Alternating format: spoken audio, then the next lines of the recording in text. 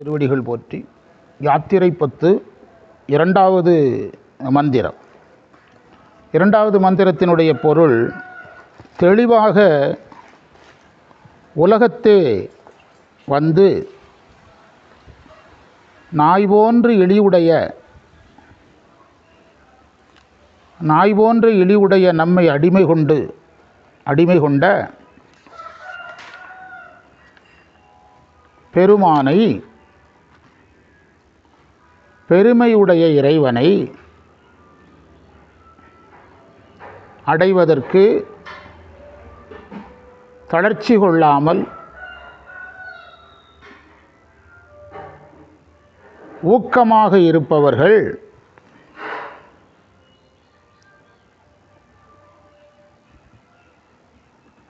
பொருள் வசப்பட மாட்டார்கள். அருள் வசப்பட்டு சிவபோகத்தில் இருப்பார்கள்.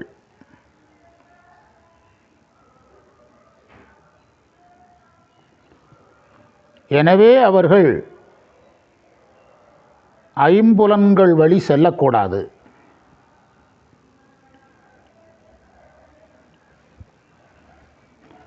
நீங்களும் அதை பின்பற்றுங்கள். ஐம்புலன் வழி செல்ல வேண்டாம்.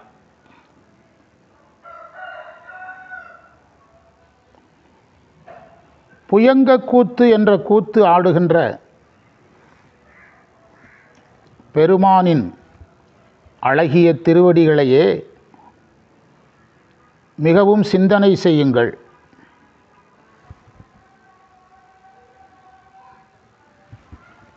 வேறு எதுவும் நமக்கு வேண்டாம்.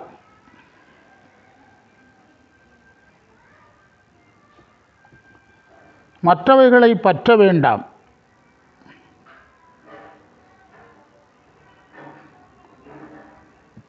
அவைகள் நம்மை விட்டு போகும்படி விட்டு விடுங்கள். இன்றைக்கி வகுப்புக்குரிய செய்தியே கரெக்டாக இருக்கு. அப்படி தானேண்ணா? விட்டு விடுங்கள். குறிப்புரை புலன்கள்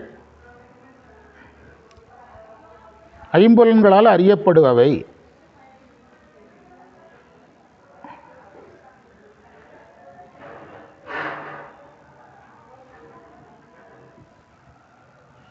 மிக்க எல்லாம் இறை நினைவு தவிர பிற நினைவுகள் அர்த்தம்.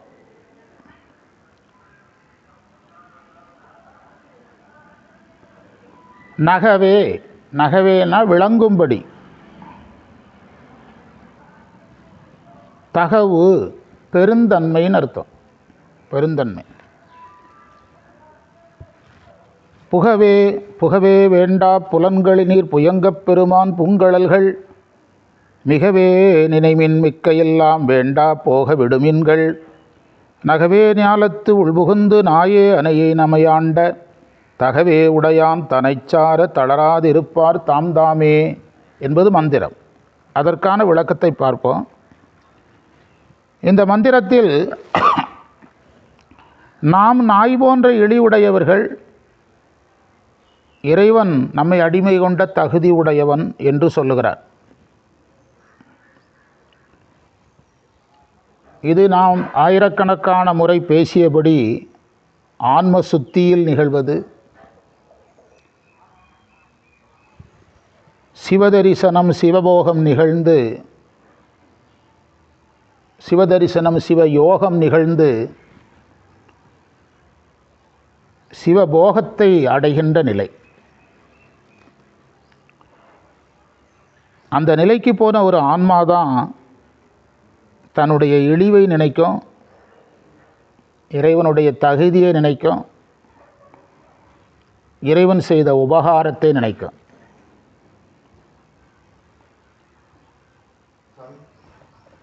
இறைவன் அடைவதற்குரிய உபகாரத்தை நினைக்கும். அடுத்து பிற பொருள் வசப்படக்கூடாது என்ற ஊக்கம்.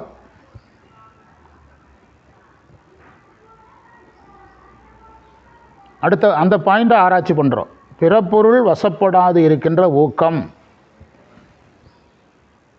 அதாவது பொருள் வசமாகாமல் அருள் வசமாகின்ற நிலை அல்லது சிவவசமாகின்ற நிலை.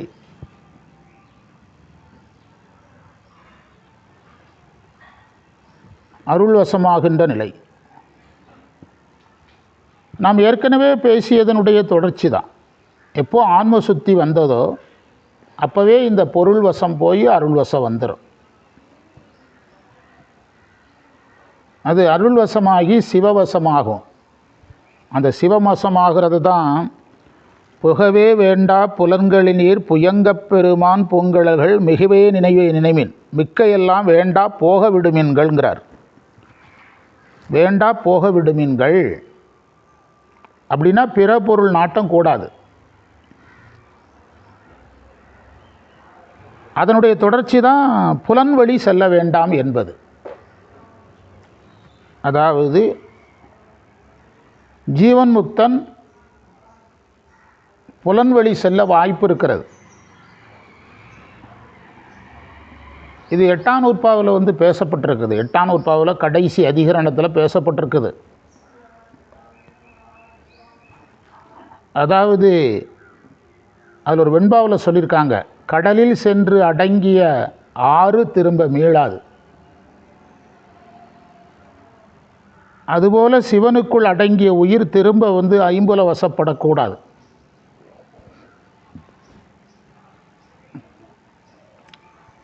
ஐம்புல வசப்படலாம்னு சொல்கிற சமயவாதிகள் இருக்கிறாங்க.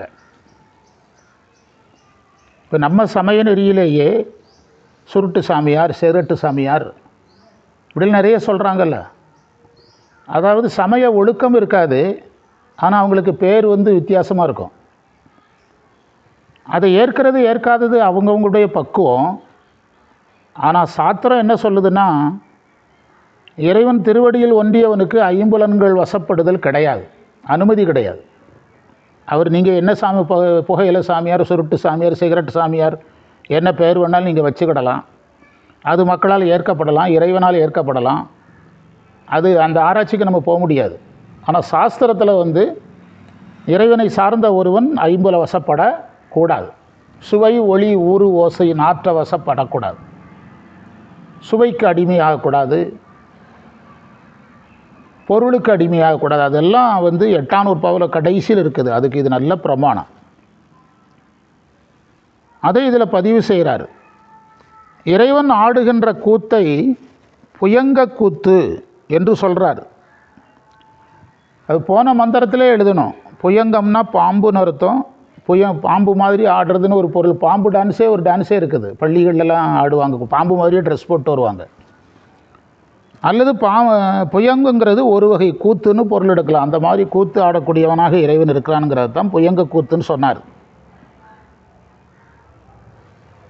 அந்த மிகவே மிக்கவெல்லாம் போக விடுமீன்கள் மிகவே நினைமீன், அதுதான் இப்போ ஆராய்ச்சி. இப்போ கேள்வி என்னன்னா, நான் நாய் போன்றவன், நீங்கள் உயர்ந்தவர். நான் நாய் போன்றவன், நீங்கள் உயர்ந்தவர். பொருள் வசப்படக்கூடாதுங்கிறதுல நான் உறுதியாக இருக்கிறேன். நான் சிவவசப்பட்டவனாக இருக்கிறேன். ஆனாலும் ஐம்புல வசப்படுதல் தடுக்க முடியாது. ஐம்புல வசப்படுதல் நம்ம கையில் இல்லை. இப்போ ஒரு மரம் அழகாக இருக்குன்னா அந்த மரத்தை பார்க்கக்கூடாதுங்கிற உணர்வு உடனடியாக வருமா? இந்த மரத்தை பார்த்து ரசிக்கணும்னு தான் நிச்சயம் தோணும். ஒரு தவம் செய்கிறார் ஒருத்தர், ஒரு அழகான மலையடிவார காட்சி வருது. அப்போ எதை பார்க்க தோணும்? அந்த மலையடிவாரத்தை பார்க்க தான் தோணும். ஐம்புல வசப்படுதலை என்ன செய்ய முடியாது, தடுக்க முடியாது. அதுக்கு தான் தீர்வு சொல்கிறார். ஐம்புல வசப்படாதன்னு மட்டும் சொல்லலை, அதுக்கு தீர்வு சொன்னது தான் மிகவே நினைமின்னார். தீர்வு இது தான். வேறு நினைவு வந்தால் சாமியை அதிகமாக நினைங்கிறார். வேறு நினைவு வந்தால் இறைவனை அதிகமாக நினைத்துக்கொள் அப்படின்னு சொல்கிறார். இது நமக்கு சித்தியாரில் ஒரு இடம் இருக்குது. அதாவது ஒரு குளம் இருக்குது. குளம் முழுவதும் பாசியால் படரப்பட்டிருக்கிறது. அந்த பாசியை விளக்க ஒரு கல்லை தூக்கி எறிஞ்சால் எது விலகுது? கல்லை தூக்கி எறிந்தால் பாசி விலகுது. ஆனால் அந்த கல் தூக்கு போடுறதை நிறுத்தினோடனே என்ன ஆகிறது? பாசி சேர்ந்து கொள்ளுகிறது. அதே மாதிரி தான் இறை நினைவு குறையும் போது பாசம் பிடித்து கொள்ளும். பாசம்னா ஆணவம் கண்மம் மாயை நம்மை பற்றி வாசனையாக பற்றும். ஆணவம் கண்மம் மாயை வாசனையாக பற்றும். சித்தியாரில் இது விளக்கப்பட்டிருக்கிறது இந்த செய்தி. இந்த உதாரணம் தான். பாசிபடு குட்டத்தில்னு ஒரு வரி இருக்குது சித்தியாரில். குட்டம்னா குளம். பாசி படிந்திருக்கிற குளத்தில் ஒரு கல்லை வீசினா பாசி விலகுது. கல் போடுறதை நிறுத்தினா எது சேர்ந்துக்கிடுது? பாசி சேர்ந்துக்கிடுது. அதுபோல் நாம் இறைவனுடைய நினைவு குறையும் போதும் மும்மலங்கள் வாசனையாக தாக்கும். இறைவனுடைய நாமத்தை சொன்னால் தாக்காது. இது ஒரு அழகான மந்திரம். பிரச்சனையும் சொல்லி தீர்வையும் சொல்கிறார். ஐம்புல வசப்படாதன்னாரு, தீர்வு மிகவே நினைமீன், இறைவனை அதிகமாக நினைங்க என்று சொல்லுகிறார். அதற்கு பிறகு திரும்பவும் சொல்கிறார், வேறு எதுவும் நமக்கு வேண்டாங்கிறார். புகவே வேண்டா புலன்களினீர் புயங்கப் பெருமான் பூங்கழல்கள் மிகவே நினைமின், மிக்க எல்லாம் வேண்டாம். அந்த மிக்க எல்லாம் வேண்டாங்கிறத ரிவ்யூவாக சொல்கிறார். வேண்டாங்கிறத 2 முறை பயன்படுத்துகிறாரு. புகவே வேண்டாம், மிக்க எல்லாம் வேண்டாம். அந்த மிக்க எல்லாங்கிறதுக்கு என்ன பொருள் சொன்னாருங்கிறத பார்த்தா போதும்.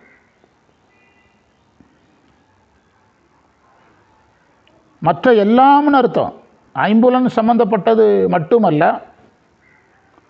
இப்போ ஐம்புலன்கள் பொருள் வசப்படாமல் நான் பார்த்துட்டேன், அது போதுமா அப்படின்னு மாணிக்கவாசகர் இல்லைங்கிறார். அது போதாது, இன்னும் நிறைய நீங்கள் விடணும் அப்படிங்கிறார். அதுதான் மிக்க எல்லாம்ங்கிறார். இப்போ நமக்கு பொன் ஆசை இருக்குது. ஒரு 50 பவுன் நகையை சேர்த்து வச்சு அதை பாதுகாத்துட்டு இருக்கோம்னா அது ஐம்புலனில் சேராத, அது 10ல் சேரும். அப்போ இந்த ஐம்புலன் சார்பல்லாத மற்ற எல்லாத்தையுங்கிறத தான் மிக்க எல்லாம்ங்கிற வார்த்தையால் பயன்படுத்தினார். புரியுதா? அது ஒரு அழகான இடம். வேண்டா, அவற்றை பற்ற வேண்டாம், அவற்றில் பற்று கொள்ள வேண்டாம். இந்த மந்திரத்தை நம்ம ஆழமாக புரிஞ்சுக்கிட்டதுக்கு இதுக்கு முந்தின மந்திரத்தின் உரையை ஒரு தடவை படித்தோம்னா நல்லா ஆழமாக புரிஞ்சிடலாம். இதுக்கு முந்தின மந்திரத்தினுடைய பொருளை பார்த்தீங்கன்னா தெரியும். மலை நிறைந்த முடிகளை உடைய அரசனாக இறைவன் இருக்கிறான். நம்முடைய ஓயாமல் உள்ளத்தில் புகுந்து அறிவில் அத்விதமாக கலந்து ஒருக்கிறவனாக இருக்கிறான். இப்படி செய்கிறதுக்கு அருள் வெள்ளம் காரணம். இறங்கி அருளளிக்க பெற்று அன்பராய் ஆட்பட்டவங்கெல்லாம் ஒன்று சேருங்க. திருக்கூட்டத்தை கூப்பிட்டார். நான் போன வகுப்பிலே சொன்னேன், இந்த திருக்கூட்டத்தை ஏன் கூப்பிடுறாருன்னா, ஜீவன் முக்தனுக்கு என்ன வேணும்? திருக்கூட்டம் வேணும். அதனுடைய தொடர்ச்சி தான் இந்த மந்திரம். திருக்கூட்டம் இருக்கும்போது அவன் ஐம்புல வசப்பட மாட்டான். இறைவன் திருவடியை அதிகமாக நினைப்பான். மற்ற எல்லாத்தையுமே மறந்துடுவான். அதனால தான் இது 1வது மந்திரத்தின் தொடர்ச்சின்னு சொல்கிறேன். அந்த மந்திரத்தில் என்ன சொன்னார்? நிலையற்ற உலகை நீ விடணும்னு சொல்கிறாரு. உரையில் இருக்குது. பூவார் சென்னி மன்னன் எம் பொங்கப் பெருமான் சிறியோமை ஓவாது உள்ளம் கலந்துணர்வாய் உருக்கு வெள்ள கருணையினால் ஆவா எண்ணப்பட்டன்பாய் ஆட்பட்டி வந்தொரு போவோம் காலம் வந்ததுகான் பொய்விட்டு என்பது நிலையற்ற உலகத்தை விட்டு. எனவே இந்த யாத்திரை பத்து என்பது பற்றுகளை விடுதலை அடிப்படையாக கொண்டது. பற்றுவிடாத ஒருவருக்கு இந்த பதிகமும் புரியாது, இந்த பதிகம் அனுபவமாகாது. யாத்திரை என்பது விட வேண்டியதை விட்டு அடைய வேண்டியதை நோக்கி பயணித்தல். அதனால தான் அங்கேயும் பொய் விட்டுனாரு, இந்த மந்திரத்தில் வேண்டான்ட்டார். பொய்யை விடணும்னாரு. இந்த மந்திரத்தில் இன்னும் கொஞ்சம் ஆழமாக என்ன சொல்கிறாரு? போக விடுமீன்கள் புகவே வேண்டா, விட்டுருங்க நீங்கள் அப்படிங்கிறார். இந்த புகவே வேண்டா என்பதற்கும் போக விடுமீன்கள்ங்கிறதுக்கும் நிறைய வேறுபாடு இருக்குது. புகவே வேண்டாங்கிறது நீ ஐம்புலன் வழி போகாத. மிக்க எல்லாம் வேண்டா போக விடுமீன்கள் என்பது பொருள் உன்னை விடாமல் இருப்பதற்கு அது காரணமல்ல, நீ தான் காரணம்னு சொல்கிறார். நீ தான் பிடிச்சி வச்சிருக்கிறாங்கிறார். பொருள் உன்னை விடாமல் இருப்பதற்கு காரணம் நீ தான், அது காரணமல்ல, நீ தான் காரணம். அதனால தான் போக விடு என்று சொல்லுகிறார். அடுத்த மந்திரத்துக்கு வர்றோம். 3வது மந்திரத்திற்கான பொருள், தம் வயது உடையார் தாமே தமக்கு உறவினராவர். தம் வயதுடையார் தாமே தமக்கு உறவினராவர்.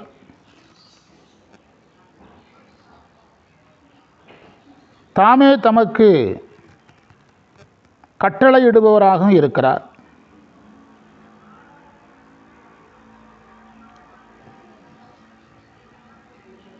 நாம் யார்? நம்முடையது எது? நம்மை பந்தித்த மலம் எது?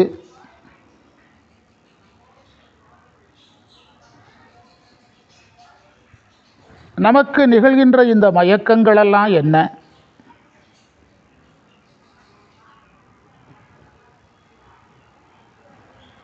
இவை ஒளியும்படி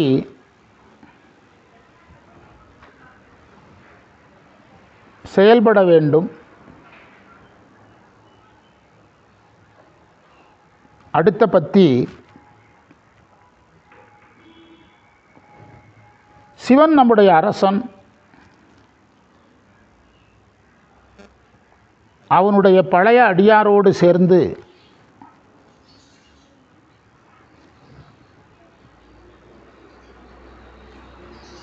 நமக்கென்று நினைப்பு இல்லாமல், முனைப்பு இல்லாமல்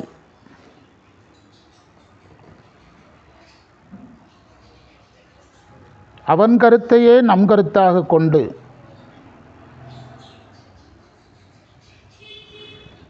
நிலையற்றதை விட்டு, இந்த பதிகமே வேண்டான்னு சொல்கிறது தான் இந்த பதிகம். யாத்திரை பத்துங்கிறத விட வேண்டாப்பத்துன்னு பேர் வைக்கலாம். வேண்டாப்பத்துன்னு பேர் வைக்கலாம். எல்லாரும் நல்லா ராகம் போட்டு பாடுறாங்க. ஆனால் இதனுடைய பொருள் தெரியறதுக்கு 5000 வருஷம் ஆகும். அதனால் நிலையற்றவற்றை விடுத்து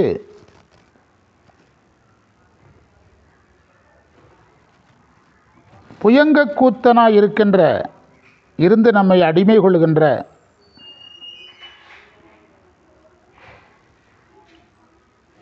இறைவன் திருவடியை போய் சேருவதற்கு தகுதி பெறுங்கள்.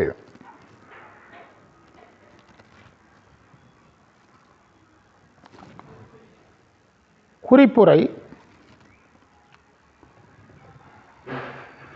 சிவமாம் தன்மை பெற்றவருக்கு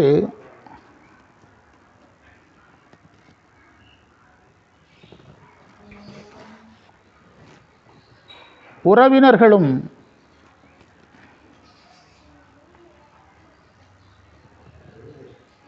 அவர்கள் கடைப்பிடிக்க வேண்டிய விதிகளும் அவர்களே ஆவார். உறவினர்களும் அவர்கள் கடைப்பிடிக்க வேண்டிய விதிகளும் அவர்களே ஆவார். அதாவது சிவார்ப்பணம், குருவை பற்றி சிவார். அவர்களுக்கு யாரும் கட்டளையிட முடியாது. அவர்களே அவர்களுக்கு கட்டளையிட்டுக் கொள்வார்கள்னு அர்த்தம்.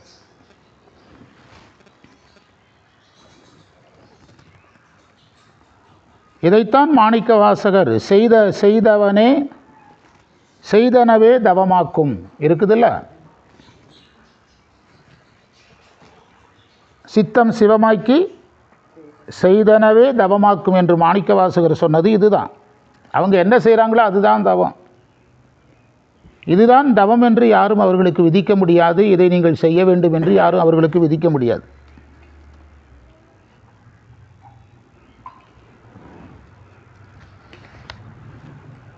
கீழே சொல்கிறாரு, சிவமாம் தன்மை பெற்றவர்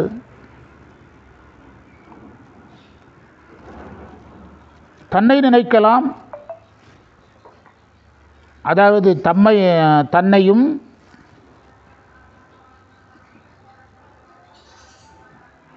தனது பொருளையும்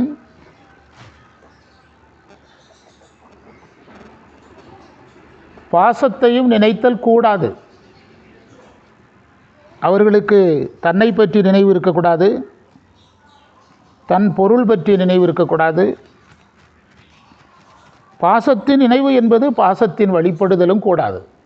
மலவாசனையாக கூட பாசம் வரக்கூடாது.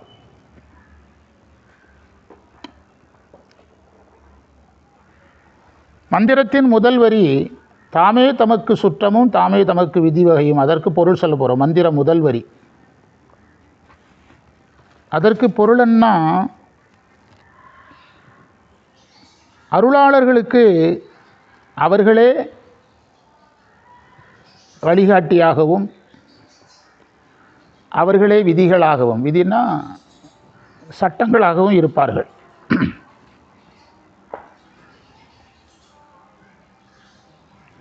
அவர்கள் செயல்கள் எல்லாம் தவமாகவே பார்க்கப்படும்.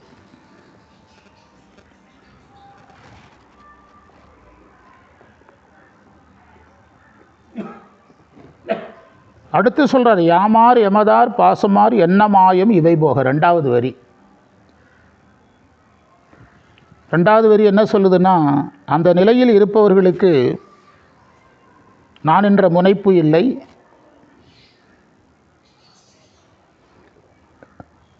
என்னுடையது என்ற பொருள் பற்றி இல்லை,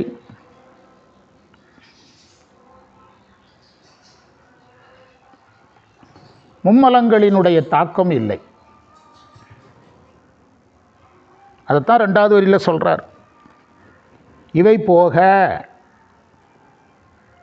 இந்த போகங்கிறது தான் அந்த மேலை மந்திரத்தோடு போய் இணையும். முதல் மந்திரத்தில் பொய் விட்டு போகிறது, ரெண்டாவது மந்திரத்தில் வேண்டா, புகவே வேண்டா, போக விடு மீன்கள் ரெண்டாவது மந்திரத்தில். மூணாவது மந்திரத்திலே போக.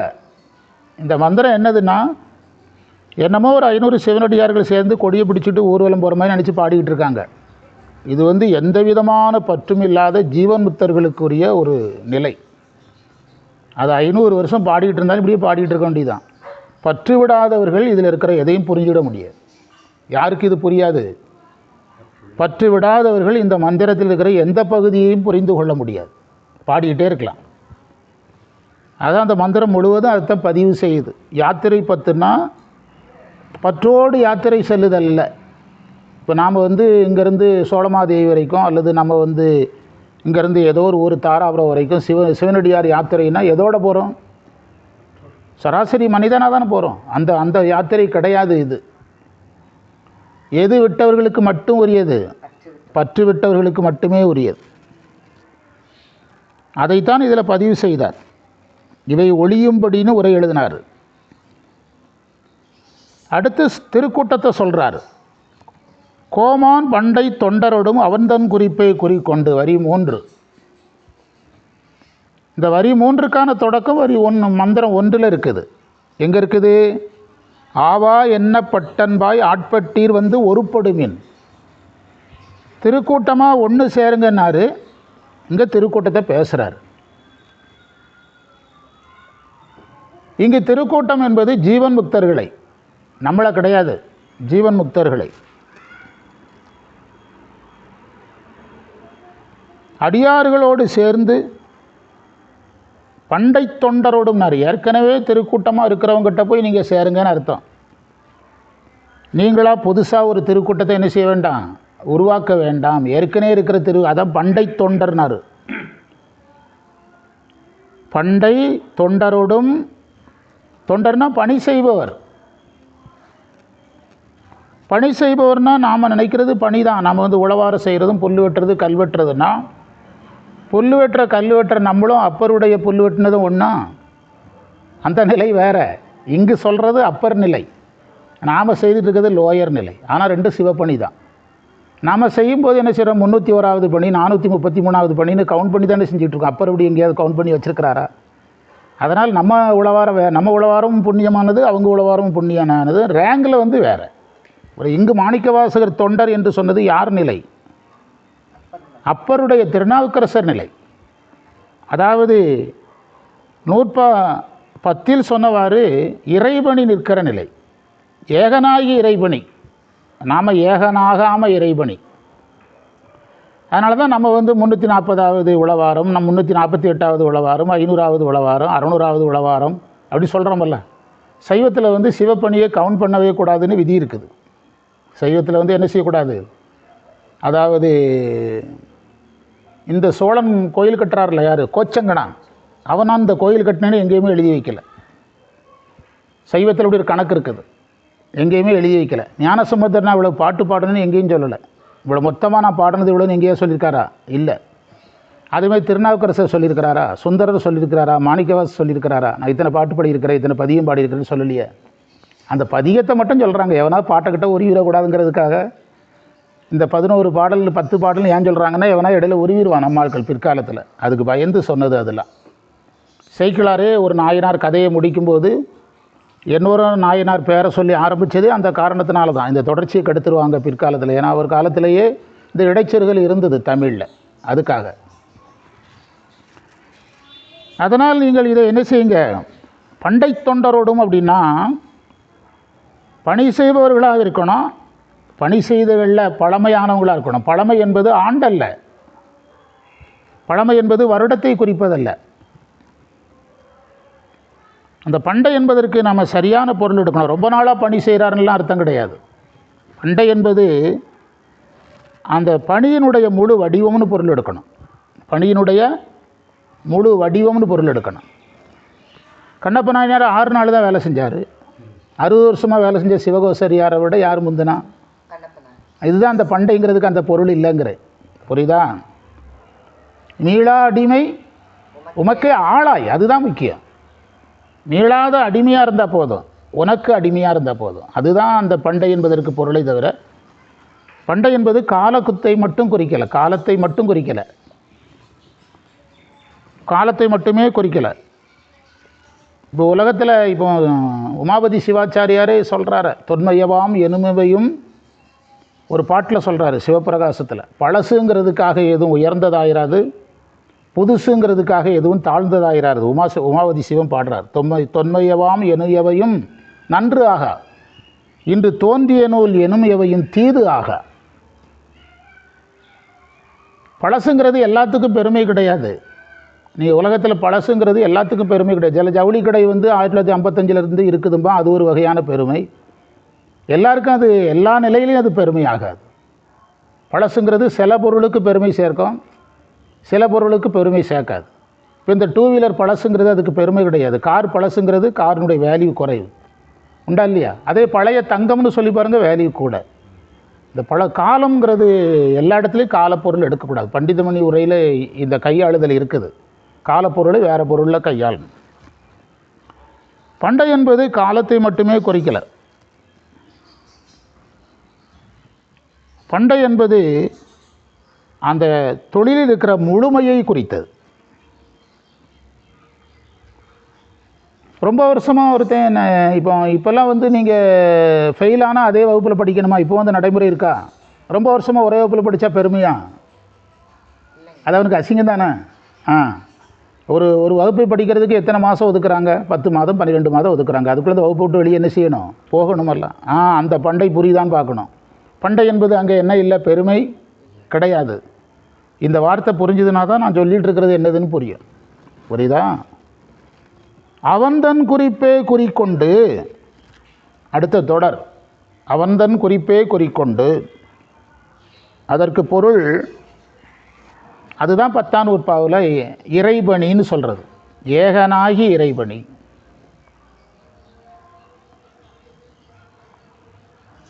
நான் அதிக காலங்கள் இறைவனுக்கு பணி செய்கிறேங்கிறத விட, நான் என் இருப்பு தெரியாமல் இறைவனோடு ஒன்றி பணி செய்கிறேங்கிறது தான் அதனுடைய பழமைக்கு சிறப்பு, அதனுடைய பழமைக்கு சிறப்பு. காரைக்காலமையார் வரலாறே தெரியாமல் வருஷந்தோறும் மாம்பழத்தை வீசுறதுனால என்ன சைவத்தில் என்ன நன்மை வந்துடும்? காரைக்காலமையார் திருவிழா நடக்குது காரைக்காலில், வருஷந்தோறும் என்ன செய்கிறான்? மாம்பழத்தை வீசிகிட்டே இருக்கிறான். எவனையாவது கையை பிடிச்சி கூப்பிட்டு சேக்கிழார் இவனுடைய வரலாறு எப்படி சொல்கிறாரு சொல்லுங்கள் பார்க்கலாம், 5வது மந்திரத்தில் என்ன சொல்ல தெரியுமா? ஆனால் காரைக்காலமையார் காலத்துலேருந்து எதை கொண்டாடிக்கிட்டு இருக்கோம்? மாம்பழ விழா. மாம்பழத்தை ஒருத்தன் மேலே ஒருத்தன் வீசிக்கிட்டே இருக்கிறோம். ஐதீக விழா. ஐதீக விழா எதுக்கு? அந்த அவங்களுடைய வரலாறு நம்ம தெரிஞ்சுக்கிடுறதுக்கு. காந்தி ஜெயந்தி ஏன் கொண்டாடுறோம்? காந்தியை நாம் நினைவுபடுத்தி கொள்ளணும். காந்தியை பற்றி என்ன கேட்டாலும் சொல்ல தெரிகிறதுக்கு தான் காந்தி ஜெயந்தி. காந்தி அதுதான், அதுக்காக அதை வச்சுருக்குறோம். நம்ம எல்லாத்தையுமே இப்படி தான் பண்ணுறோம். எல்லாமே எதாக போச்சு, சம்பிரதாயமாக போயிட்டு. அதைத்தான் அடுத்து வச்சார். அதற்கு இந்த பண்டைங்கிறதுக்கு விளக்கம் வச்சார். இறைவனுடைய அருளை நீ என்றை புரிந்து கொண்டாயோ அதிலிருந்து தான் காலக்கெடு. உன்னிருப்பு தெரியாமல் இறைவன் இருப்பு தெரிகிற நிலை என்னைக்கு வந்ததோ அதிலிருந்து டேட் போட்டுவிடலாம். நீங்கள் உழவாரம் செய்ய ஆரம்பித்ததுலேருந்து போடுற டேட்டு வேறு, அதுவும் புனிதமானது தான், அதுக்கு தேதி வேறு, இந்த தேதி வேறு. என்றைக்கு நான் ஏகனாகி இறைபணி செய்ய ஆரம்பித்தவன். இப்போ ஞானசம்பந்தர் எத்தனை வயசில் பாடினார்? அப்பர் எத்தனை வயசில் பாடினார்? 40 வயசுக்கு பிறகு. ஆனால் அப்பரே யாரை புகழ்ந்தார்? இங்கே பண்டைங்கிறது என்னது? இந்த இது தான் நான் இப்போ ஆராய்ச்சி பண்ணிகிட்டு இருக்கேன். இங்கே பண்டைங்கிறது என்னது? அப்பரை யார் முந்திரதா? அப்பரே சொல்கிறாரு. ஞானசம்பந்தர் முந்திரதா யாரே சொல்கிறாரு? அப்பரே சொல்கிறார். இதுதான் இந்த இடத்த தான் நான் அவங்ககிட்ட இப்போ விளக்கிட்டு இருக்கிற பொறுமையாக. புரியுதா? காலம் எல்லா இடத்திலும் உயர்ந்த இடத்தை என்ன செய்யாது, பிடிக்காது.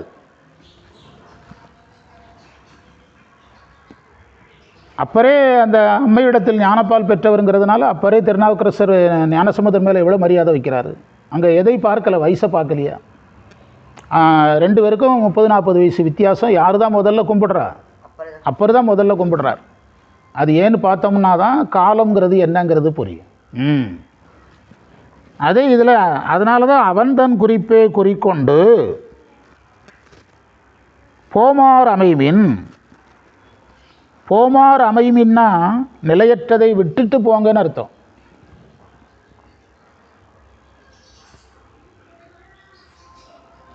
நிலையற்றதை விடாமல் போமார் ஐமின் பொய் நீக்கி, பொய்யை விட்டுட்டு போங்க.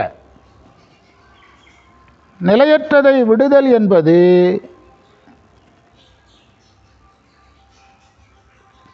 மிகுந்த பக்குவ நிலையில் நிகழ்வது.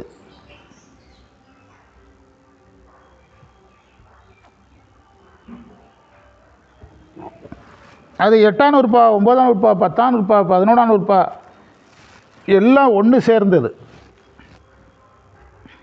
அதனால தான் அதுக்கு யாத்திரை பத்துனாலும் நூற்பா 12 நாளும் ஒன்று தான், அர்த்தம் ஒன்று தான். அதனால தான் திருக்கூட்டத்தை கொண்டு வந்துக்கிட்டே இருக்கிறார். மந்திரம் 1 திருக்கூட்டம் கொண்டு வர்றாரு. மந்திரம் 3 எதை கொண்டு வர்றாரு? செம்மலர் நோந்தாள் சேரலொட்டா அம்மலங்களியி அன்பரோடு மறியி மாலர் நேயும் அழிந்தவர் வேடமும் ஆலயந்தானும் அரணத்தோடுமே என்று 12ஆம் நூற்பா ஒட்டி யாத்திரைங்கிறது அதுதான். அப்போ நீங்கள் யாத்திரை 10ன்னா இந்த 10 இதில் மாணிக்கவாசு சொல்லுவது 11ஆம் நூற்பாவின் கருத்து, 10ஆம் நூற்பாவின் கருத்து, 9ஆம் நூற்பாவின் கருத்து அப்படின்னு ரிவர்ஸில் போனாலும் சொல்ல தெரியணும். 8ஆம் நூற்பாவின் கருத்து, 9ஆம் நூற்பாவின் கருத்து, 10ஆம் நூற்பாவின் கருத்து, 11ஆம் நூற்பாவின் கருத்துன்னு சொல்ல தெரியணும். அப்படின்னா தான் இந்த பதிகத்துக்குள்ளே நீங்கள் நுழையவே முடியும். அதுதான் ஒரு பொய்விட்டு உடையான் போமார் அமைவின் பொய் நீக்கி பொய்யங்கன் ஆழ்வான் பொன்னடிக்கே. திருவடியில் போய் சேர தகுதி பெறுங்கள்னு சொல்கிறார். தகுதி பெறுங்கள்னு சொல்கிறார். நீங்கள் இந்த 3 மந்திரத்தில் அவர் என்ன சொல்கிறாருங்கிறத எடுத்தீங்கன்னா அதுதான் திருவடி போய் சேருவதற்கு தகுதின்னு நாம் எடுத்துக்கணும். அதனால் வேணால் லிஸ்ட் பண்ணி தரேன். மந்திரம் 1 எல்லோரும் ஒன்று சேருங்கள். மந்திரம் 1 சாதனம் 231 முருகேசனையன் 1 சேருங்கள். அதே மந்திரம் 1 தான். நிலையற்றதை விடுங்கள்.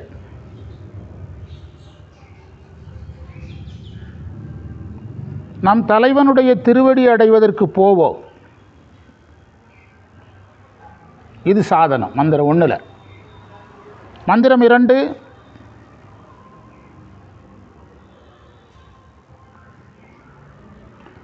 ஐம்புல விடயங்களை விடுங்கள்.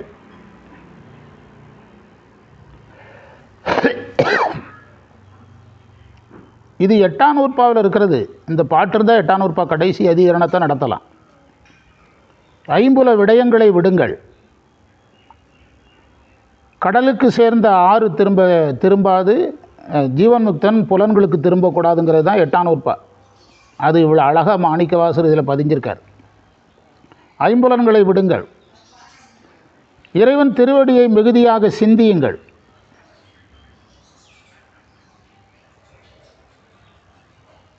மற்ற அனைத்தையும் விட்டு விடுங்கள்.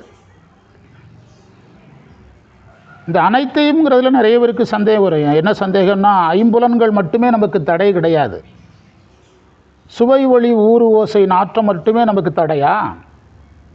இப்போ உங்களுக்கு ஒரு வீடு சொந்தமாக வேணும்னு சொன்னால் அது என்ன பற்றா மாறுது? அது பொருள் பற்றா மாறுது. அது ஐம்புலன்களில் சேராது. ஒரு வாகனம் வேணும்னு நினைக்கிறீங்க, அது என்ன பற்றா மாறும்? பொருள் பற்றா மாறுது, ஐம்புலன்களில் சேராது. பேங்கில் ஏகப்பட்ட பணம் இருக்கணும்னு நினைக்கிறீங்க, அது பொருள் பற்றில் சேரும். அந்த மிக்க எல்லாங்கிறது இதில் சேர்க்கணும், இந்த ஐம்புலனுக்கு வெளியே கொண்டு வந்து சேர்க்கணும்.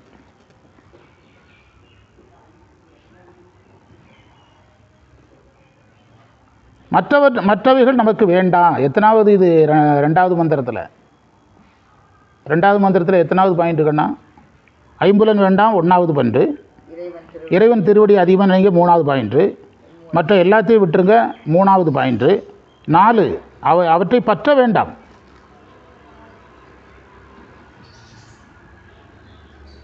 5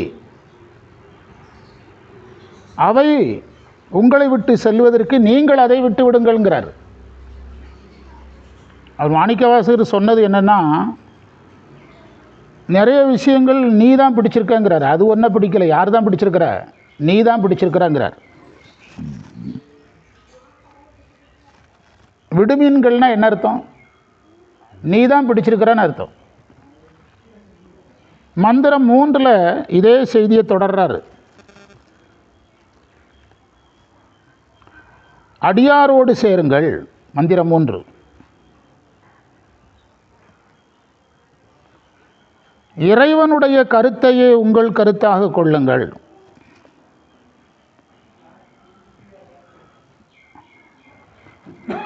நிலையற்றதை விடுங்கள்.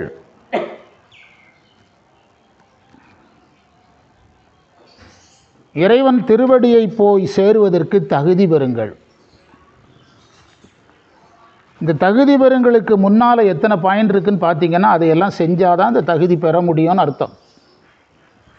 இது யாத்திரை பத்துங்கிறதுக்கு பற்றறுத்த பத்துன்னு பேர் வச்சுருக்கலாம். மாணிக்கவாசகர் யாத்திரை பத்துன்னு வச்சுருக்கிறாரு. நம்ம பொருள் புரியும் போது எப்படி பண்ணிச்சுக்கலாம்? அனுபவ அதீதம் உரைத்தல்ங்கிறதுலாம் அவ்வளோ ஆழமான ஒரு தலைப்பே கிடையாது, பிற்கால தலைப்பு. அங்கே அனுபவ அதீதமெல்லாம் ஒன்றும் பெருசாக இல்லை.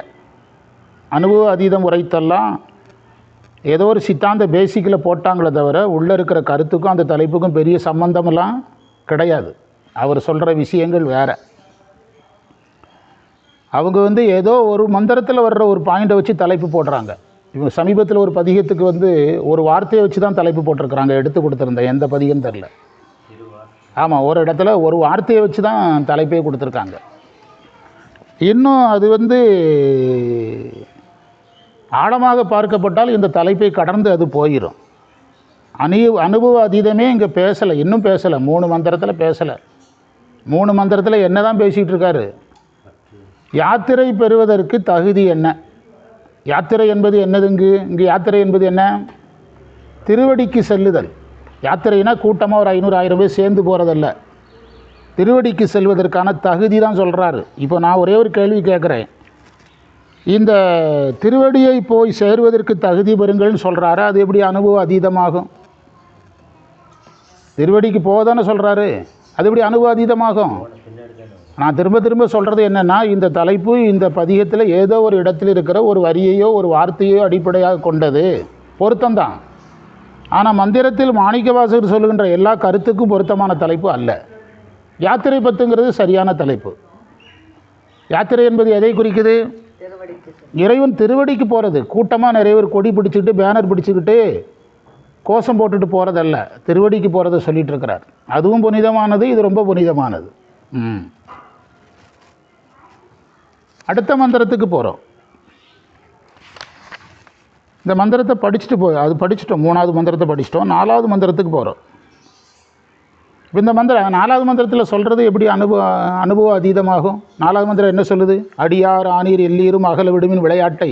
அது எப்படி அனுபவ அதீதமாகும்? இன்னும் திருந்தவே இல்லை. திருந்தாதவனை பார்த்து அட்வைஸ் பண்ணிகிட்ருக்கிறாரு. கடிசேர் அடியே வந்தடைந்து கடைக்கோள் நிறுமின் திருக்குறிப்பை. அவர் என்ன சொல்கிறாருன்னா, உன் கருத்துப்படி நீங்கள்லாம் போயிட்டுருக்கீங்கப்பா, இறைவன் கருத்துப்படி போங்கங்கிறாரு. முந்தின மந்திரத்துலேயும் அதுதான். உன்னுடைய கருத்தை விட்டுரு, இறைவன் கருத்தை பாருங்கிறாரு. செடிசேர் உடலை சில நீக்கி சிவலோகத்தை நம்மை வைப்பான். பொடிசேர் மேனி புயங்கந்தன் பூவார் கலர்க்கே புகவிடுமே. உங்கள் உள்ளத்தை செலுத்துவின். புகவிடுமேனா மனசை சாமி திருவடியில் வையின்னு தான் சொல்கிறாரு. வச்ச அனுபவத்தை என்ன செய்யலை, சொல்லலை. அதனால் இந்த பிற்கால தலைப்புகளை நீங்கள் பெருசாக எடுத்துக்கிடக்கூடாது. அதில் நிறைய குறைகள் இருக்குது, நம்ம பலமுறை பார்த்துட்டோம். புரியுதா? இப்போ 4வது மந்திரத்துக்கான பொருளை எழுதுங்க. அடியாராகிய நீங்கள் எல்லாரும் உலகில் விளையாடுவதை விட்டுவிடுங்கள்.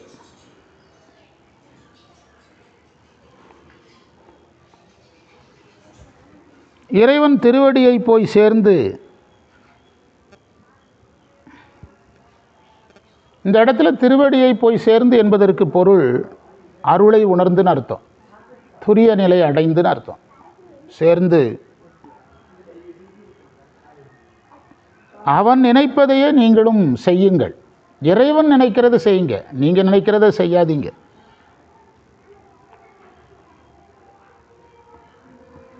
இந்த உடம்பு பாவம் ஏறுவதற்குரிய உடம்பு.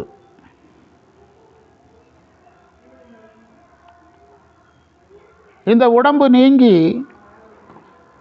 இந்த உடம்பை நீக்கி சிவலோகத்தில் நம்மை இறைவன் வைப்பான்.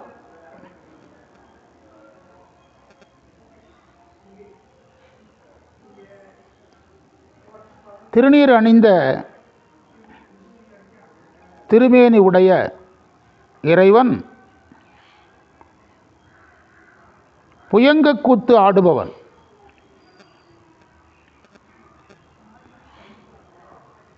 அவனுடைய மலர் நிறைந்த திருவடிக்கு உங்கள் உள்ளத்தை செலுத்துங்கள். இந்த மந்திரத்தில் அனுபவ அதீதம் என்ன இருக்குது? துரிய நிலை கூட முழுசாக இல்லை, துரிய நிலை கூட முழுசாக இல்லை, ஒன்லி அட்வைஸ் தான் இருக்குது. யாருமே இவர் சொல்லி, இப்போ மாணிக்கவாசகர் யார்கிட்ட பேசிகிட்டு இருக்கிறாருன்னா இவர் சைடில் ஃபுல்லாக ஜீவன் முக்தர்கள் நிற்கிறாங்க, மிக குறைஞ்ச சதவீதம். எதிர இந்த யாத்திரைக்கு ஆகாத ஒரு பெரிய கூட்டம் நின்றுட்டு இருக்குது, அவனை பார்த்து பேசிகிட்டு இருக்கிறார்.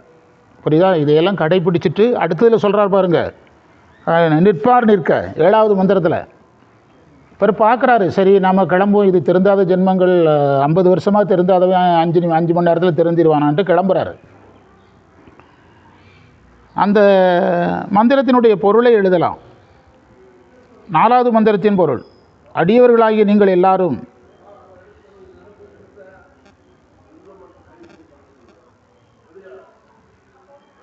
உலகில் பற்றுடன் நுகர்ச்சியில் ஈடுபடுவதை விடுங்கள்.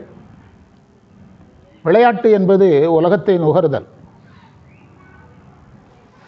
விட்டுவிடுங்கள், விட்டுவிடுங்கள். அவைகள் உங்களுக்கு பயன் தராது.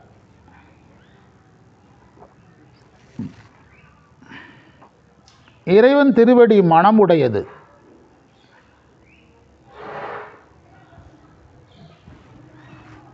அவன் என்ன நினைக்கிறானோ அதையே நீங்களும் நினையுங்கள்.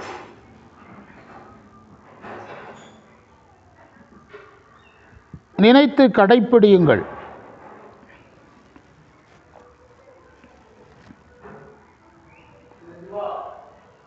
பொருள் எழுதிட்டீங்களா? ஏற்கனவே எழுதினதை தான் திரும்ப எழுதுறீங்களா? அப்போ அந்த குறிப்புரை பாருங்கள். அப்போது விளையாட்டுங்கிறதுக்கு நான் ஏற்கனவே பொருள் சொல்லிட்டேன். கடி என்றால் மனம்னு அர்த்தம். செடினா பாவம், பொடினா திருநீர்.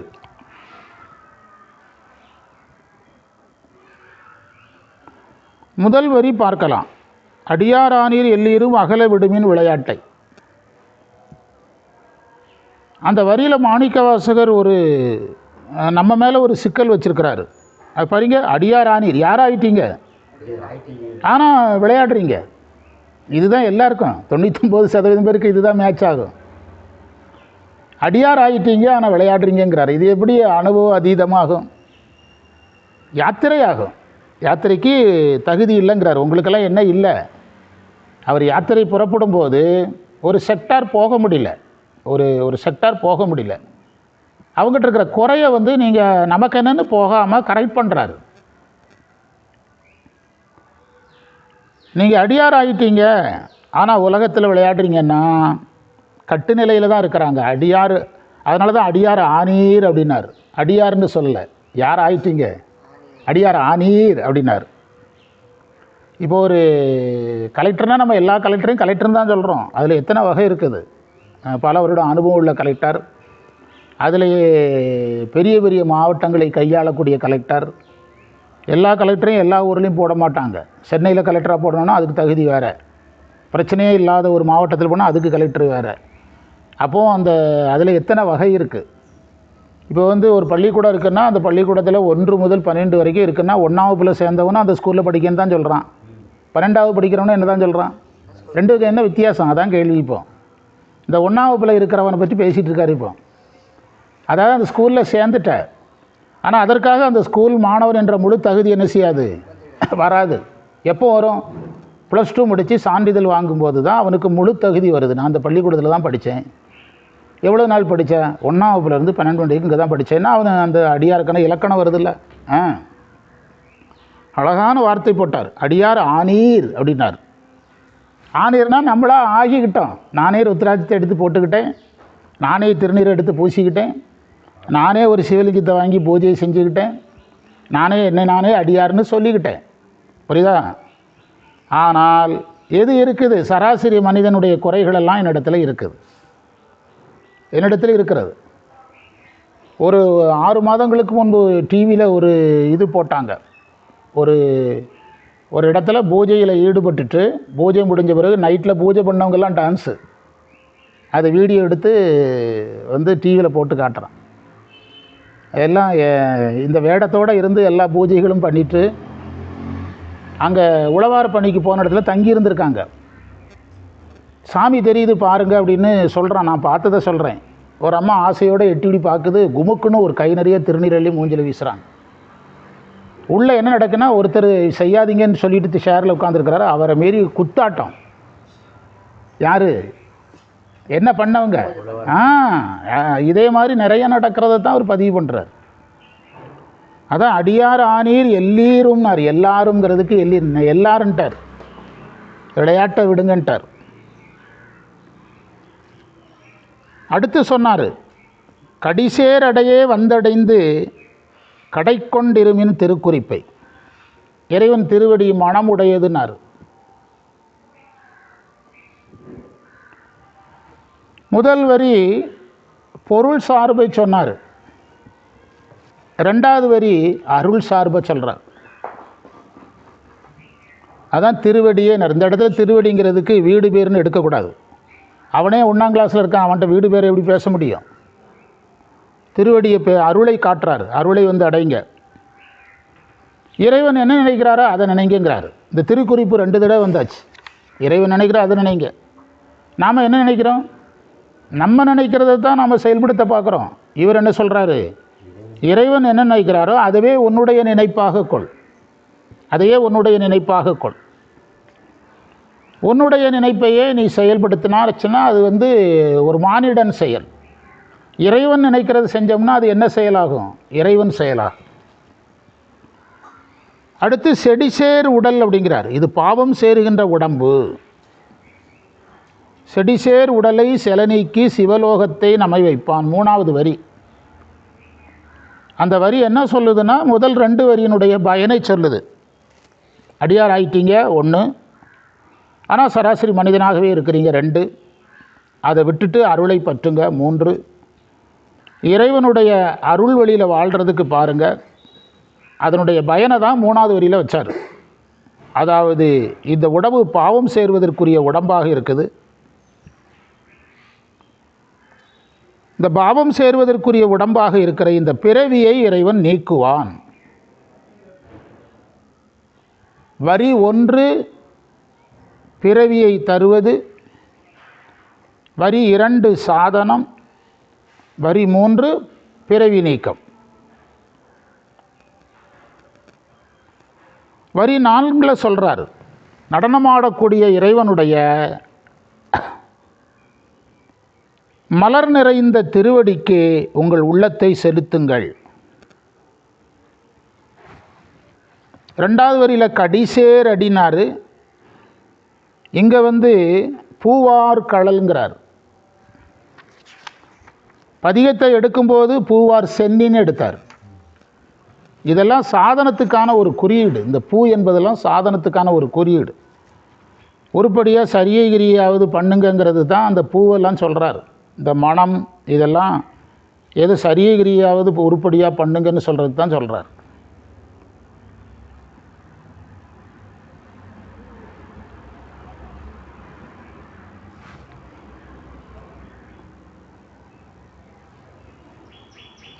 இறைவன் திருவடிக்குள் உங்களுடைய உள்ளத்தை செலுத்துங்கள்ங்கிறார். செலுத்துங்கள் சொன்னாப்போ அது வரைக்கும் என்ன செய்யலைன்னு அர்த்தம்? மனசே இன்னும் திருவடிக்கு போகலை. அப்போது ஒளியா இன்பத்து ஓகை எப்படி வரும்? அனுபவ அதீதம். அனுபவ அதீதம் எப்படி வரும்? அது ஏதோ ஒரு இடத்துல கடைசியில் எங்கேயோ வருது, அதை பிடிச்சி போட்டிருக்கிறாங்க. பிற்கால தலைப்புகள் பெரும்பாலும் நம்ம நினைக்கிற மாதிரி பதிகத்தோடு ஒட்டவே ஒட்டாது. ஆனால் அந்த மாணிக்கவாசகர் தலைப்பு ஒட்டும். யாத்திரை பற்றினா கரெக்டாக ஒட்டும். பிற்காலங்கிறது ஏதோ ஒரு வார்த்தையை ஒரு வரியை வச்சு முடிச்சிட்டாங்க. கான்செப்ட் ஃபுல்லாக என்ன செய்யணும்? கண்டென்ட் ஃபுல்லாக எடுக்கணும். இப்போ உதாரணமாக அந்த திருத்தசாங்கம் இருக்குல்ல, அந்த திருத்தசாங்கத்துக்கு அதில் 10 உறுப்புகள் வர்றதுனால தசாங்கன்னு வருது. ஆனால் அதே நீங்கள் பொதுவாக அதுக்கு தலைப்பு வச்சா அதில் கிளி வரும்னு நினைக்கிறேன். கிளி தான் அன்னை பத்தில் தான் கிளி வரும்னு நினைக்கிறேன். அன்னை பத்தில் இதுலேயே கிளி வரும். அது சில தலைப்புகளை ஆராய்ச்சி பண்ணிங்கன்னா இப்படி வச்சுருக்கலாமோ அப்படி வச்சுருக்கலாமோன்னு தோணும். அதெல்லாம் மொத்த கருத்தை அடிப்படையாக கொண்டது கிடையாது. இப்போ திருத்தசாங்கம் மொத்த கருத்தை அடிப்படையாக கொண்டது. கிளியேன்னு வருது இல்லை, எதில்? தசாங்கத்தில். அது சிலர் கிளிப்பத்துன்னு வைக்கலாம்பாங்க. கிளிப்பத்துன்னு வச்சா அது ஒரு ஜென்ரல் டாபிக் ஆயிரும். குயில் பத்து மாதிரி ஏன் கிளிப்பத்து வைக்கக்கூடாதுன்னு கேட்பாங்க. அது அப்படி கிடையாது. அது கண்டென்ட்டை பேசிக்காக வச்ச தலைப்பு. அதைத்தான் இதில் வச்சார். புகவிடுமே, உங்களுடைய மனசை அதில் புகவிடுங்கன்னார். அடுத்து நம்ம மந்திரம் 4 பார்க்கணும். 5 பார்க்கணுமா? 5வது மந்திரம் தொடர்ந்து பார்க்கலாம். ஒரு சின்ன ஒரு 5 நிமிஷம் கேப்பில் பார்க்கலாம்.